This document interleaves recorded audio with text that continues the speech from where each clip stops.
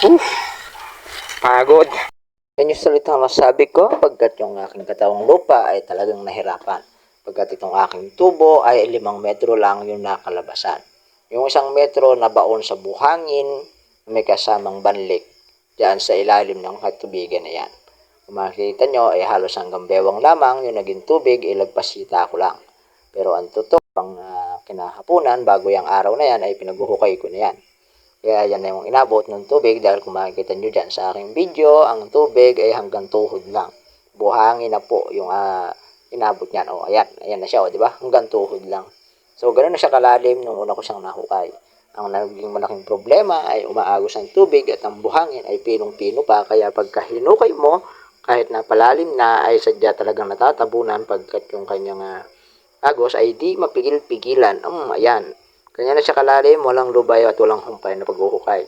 Pero sa mga sandaling yan, ay yung aking katawan ay halos nangangatan na. Yung aking ang baba ay nangangatog na dyan. Dahil sobrang lamig, dahil sinimula ng umaga ay wala nang ahonan. At ayan yung tubo na aking ginagawang pampasan. Sinusubukang bunutin yung tubong natabunan. Pagkat yung kanyang foot valve ay may screen, tapos meron pang lambat na nakabalot dyan na napuno ng buhangin nung siya ay natabunan. Ginamitan ko ng pambelt, kailangan sisirin pagkat medyo malalim na rin yan. Mahirap kapain pagkakapain mo lang na isusuot dun sa tubo. Ayan, babalikan naman natin yung ating ginagawa at suot-suot na naman yung tubo doon sa may pambelt na aking pinaggagawang pangbigkis ba. Para yung PVC na yan ay mabitbit at mahawakan pagkat kung kakamay-kamay mo lang ay Diyos mio. Pagka hirap-hirap niyan. Sinusubukan kong sikwat-sikwatin, kakalso lang yung magkabilang dulo pero talagang yung lamig ay nako, grabe na yung aking nararamdaman. Sinusubukan ko lang yagyagin baka sakali o ayan kung nakita nyo nangangay kayo na pagkat yung aking katawang lupa ay sus Marios parang bang si Tarzan na pinapayat nung hindi pa uso ang kanin dun sa ating kalupaan.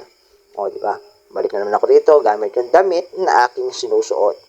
Pero sa pagkakataon na yan, meron ang nakasupalpal na sigarilyo pagkat yung lamig ng tubig ay talagang hindi mo mapipigil-pigilan lalo na yung pangangatal nitong aking katawan.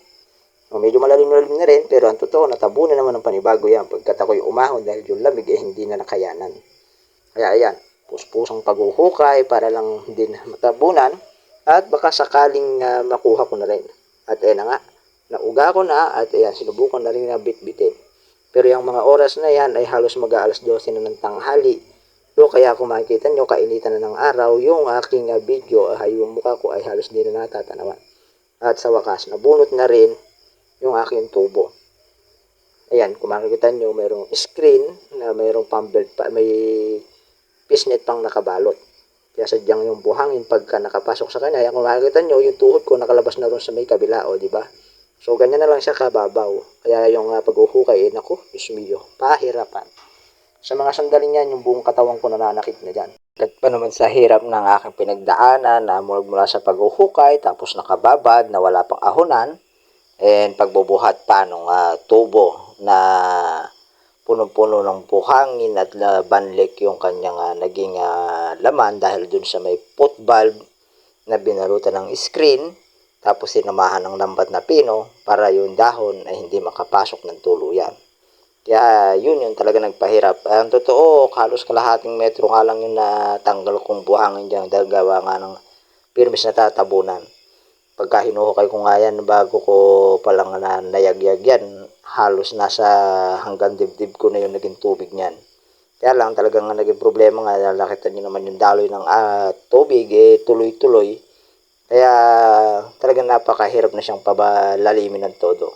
Ano, puno-puno po ng yan, ng buhangin yung nakita nyo may lambat na yan na kinakalagan ko na. Dahil may screen na plastic yan, tapos may nakapaikot na bakal dun sa loob. O, yun yung pumuprotekta ro sa may foot valve na naging sanhi ngayon ng pagkahirap-hirap kong pinagdaanan. At yung ibang bakal nga yun, tinapong ko na. Dalawa yan, mga kaibigan na tinapong kong bakal na naputol dun sa loob. Dahil nadikdik na siya ng Pero okay pa naman yan, kaya hindi ko pa rin naman siya papalitan. Magalilinisin lang para matanggal yung mga naging buhangin at sukal dun sa loob. Nakita niyo naman, di ba? O, napakahirap talaga ng na yan. O, yun lang yung naging yung naging level ng tubig dun sa aking baywang na lang. Pero sa totoo lang, sus Maria. Kaya yung aking katawang lupa ngayon ay sus, ang sakit-sakit pa rin. Gawa nga nung bigat nung buhangin na pumasok ko dyan, no? Ang naging plan ay sirain na yung ano tawag din, yung screen na yan. Iiwanan ko na sana yan kung sakaling hindi siya sumama. Kaya, pero sa tulo katawan ng Diyos, sumama naman. Ayun, no? Napakalamig na yan. Umabot na yung oras niyan ng 12:16 to be exact nang mayari ko iyahon yan. Ito na, kuha na akong tulos. Matay ng pantulas. Masukal doon. Wala lang. May magandang pong toast din eh. Ang ekis-ekis lang eh. Ipil! Tama, ipil. Na, mahal ako. Patay ng ipil. Kunin ko muna.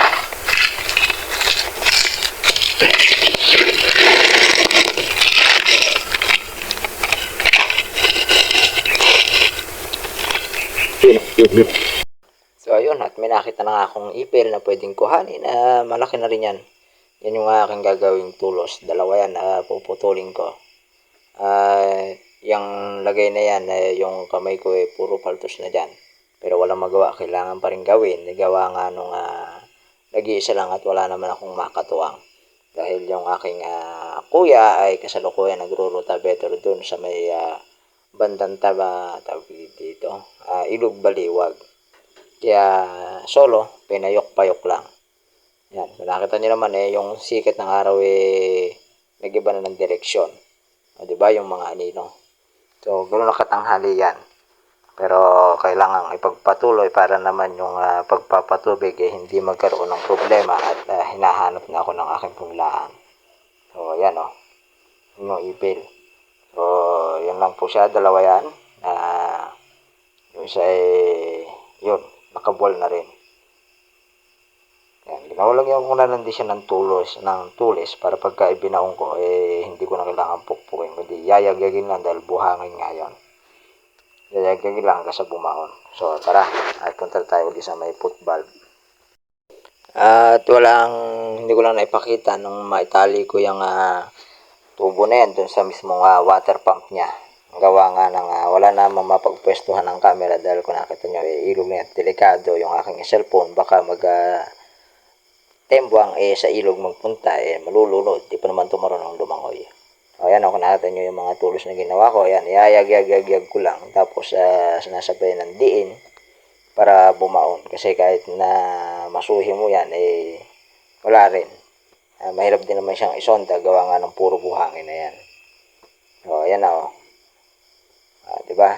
Ganun lang naman magbaon ng tulos pagka ganyang buhangin na. Yagyagin mo lang, tapos sabay ng pagpapabigat. So ito na yung pangalawa, pa-X dyan sa may tubo.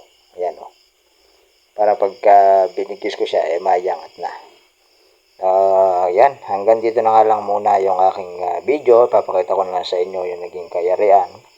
Hanggang sa nagbalot na rin ako ng screen. Yan. Hindi na masyado natin pahabain. Maraming pong salamat sa inyong pagsubaybay. Hanggang sa muli natin pagkikita. Sa susunod na video na aking i-upload, sana isamahan nyo pa rin ako hanggang sa dulo. Maraming pong salamat sa inyong lahat. At ako hanggang dito na lang. Maraming pong salamat. Goodbye. God bless. Ingat kayo lahat.